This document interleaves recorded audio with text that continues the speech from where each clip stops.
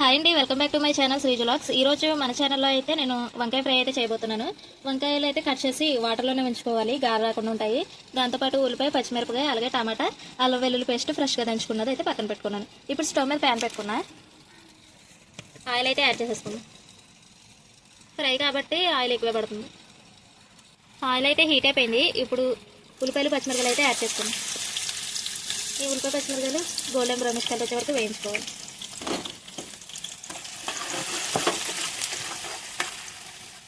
Onions ఈ విధంగా fry అయిపోయిన తర్వాత ఫ్రెష్గా దంచుకొని అల్లం వెల్లుల్లి పేస్ట్ కూడా వేసుకొని పచ్చివాసన పోయే వరకు ఫ్రై చేసుకోవాలి. అల్లం వెల్లుల్లి పేస్ట్ కూడా ఫ్రై అయిపోయింది. ఇప్పుడు వంకాయ ముక్కలను అయితే ఇందులో యాడ్ చేసుకుంటున్నాను. వంకాయలు అనేవి గార రాకుండా ఉండాలంటే వాటర్లోనే ఉప్పు వేసిన వాటర్లో ఉంచుకోవాలి. అప్పుడు గార రాకుండా ఇలా ఫ్రెష్గా వైట్గా ఉంటాయి.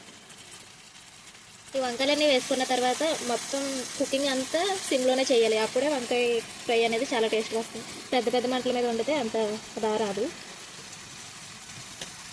ఈ వంకాయలని బాగా కలుపుకొని మూత పెట్టి సిమ్లో ఉడికించుకోవాలి.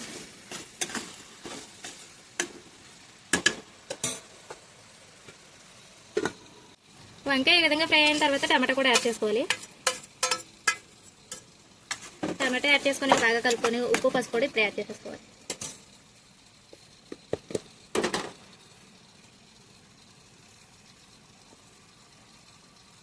ఫ్రై కాబట్టి కొంచెం చూసేసుకుంటే మంచిది, కసిమాకుండా ఉంటుంది. అలాగే పసుపు కూడా వేసేసుకుందాం. ఉప్పు, పసుపు వేయడం వల్ల వంకాయ ముక్కలు చక్క మెత్తగా మగ్గుతాయి.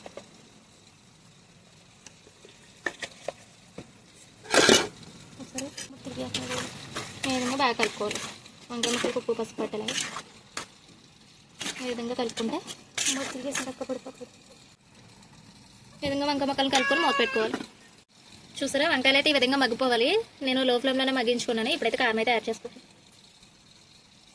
కారం సరిపడా కారం యాడ్ చేసుకొని బాగా కలుపుకొని మూత పెట్టుకొని లో ఫ్లేమ్లోనే ఒక 5 minutes ఉంచుకుంటే మన వంకాయ ఫ్రై అయితే రెడీ అయిపోతుంది. మూత పెట్టుకొని 5 minutes అయింది. ఇప్పుడు చూద్దాం ఎలా ఉందో కర్రీ. చూసారు కదా, ఆయిల్ అంతా పైకి తేలుతుంది. ఈ విధంగా ఉంచుకుంటే కర్రీ రెడీ అయిపోతుంది. చూసారు కదా, వీడియో నచ్చితే లైక్ చేయండి. అలాగే మన ఛానల్ని సబ్స్క్రైబ్ చేసుకోండి. Bye bye. Thank you for watching.